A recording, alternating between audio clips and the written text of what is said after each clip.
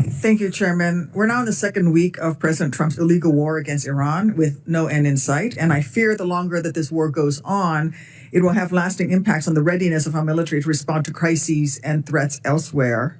Meanwhile, this administration is hiding its incompetence behind the valor of our military men and women, as if questioning why we're at war is equal to questioning the valor of our troops. We all know that that is not true. I know that our military will always do the best and most professional job possible. But that means that we here in these chambers, who are the elected representatives of the American people, are beholden to do our job and make sure that this is the right war, one that is worth our troops' sacrifices. And we can't forget that that sacrifice extends to our logisticians and support staff, as we've been tragically reminded by the 6 soldiers of the 103rd Sustainment Command that we lost last week. Any time that we conduct significant military action, especially on this scale, we must understand the demands that it puts on our military.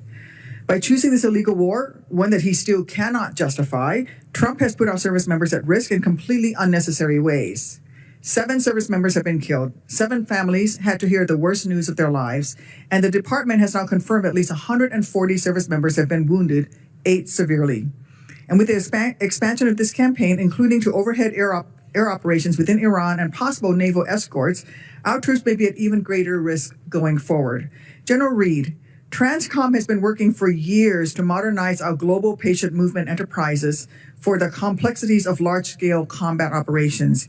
Can you explain the challenges that our medical evacuation system faces in transporting critical care patients when airspaces and maritime routes are contested, as we're seeing currently happening in the Middle East? Senator, initially what has to happen is we need to put the entire system in place. That requires us to forward stage teams, not just the teams that will provide the care, but the teams who actually provide the scheduling and the teams who have the initial communications with higher level facilities along the route. Sometimes we have to put those in place in an environment that's contested, and then they continue to serve throughout. But that is done in concert with the theater commander who provides the force protection. And then once the scheduling begins, we then put the aircraft in place at the point in time of need.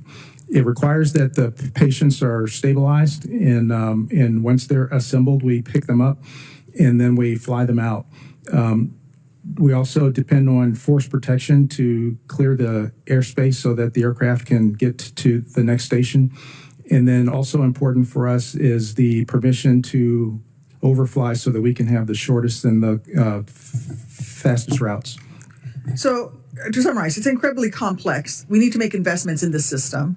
And there's a lot more work to be done, but you're doing the absolute heroic best with what you have. Our wounded service members and logistics professionals now face the realities of medical evacuation in an airspace, as you've mentioned, contested by missiles and drones from the enemy. I don't believe Trump considered these risks when he chose this war without understanding how it would spread in the region. And I know they're not investing in medical readiness in the Indo-Pacific, where despite the real possibility of military conflict, actually in our national interest, we have actually less medevac experience and much greater distances to cover. Similarly, it's the same situation in Africa. Even before this war, the department underinvested in our medical evacuation system, which is why I've advocated for years to give Transcom and the services the resources that you need to rapidly adapt to future contested environments. These gaps will only widen as we continue to strain our system. General Reed, can you speak to the importance of secure connectivity and the potential impacts, both logistically for logistical support, but also its potential impacts on existing gaps to this essential medical evacuation mission? You and I discussed this a little bit the other day. Yes, Senator. What's important is making sure that we can pass the information on the status of each person that we attend to. Being able to make sure that information gets established at the point, but also forwarded to the next station. That way we can have the proper physician with the proper care and proper equipment to tend to them. As we continue to press for more secure communications, then we will make sure that there is no drop in the care. Are you facing some challenges right now? We are facing challenges in terms of secure funding. Okay, thank you. This administration's inexcusable poor planning in the lead up to this war of choice has only exacerbated the toll on our logistics system. General Grinkovich, I would not ask you to speak to current operations, but in your experience, do you agree that coordinating with allies and partners before an operation is critical to ensuring that our air assets have the necessary logistical nodes for rest and refueling to reduce the strain on our aging aerial refueling tanker fleet?